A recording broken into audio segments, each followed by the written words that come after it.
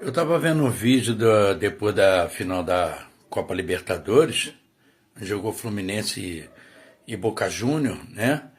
E aí eu vi uma entrevista do Fábio, o goleiro do Fluminense, agradecendo tudo que ele falava, era agradecer a Deus, Jesus Cristo, colocando os créditos da vitória dele em cima de Deus e Jesus Cristo.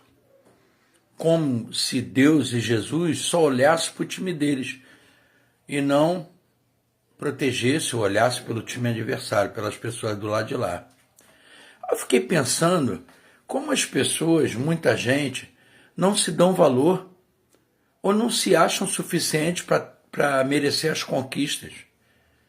A gente se prepara. Em nenhum momento ele falou sobre a sua preparação como um goleiro, um ótimo goleiro, para estar merecendo aquilo ali pelo time que se preparou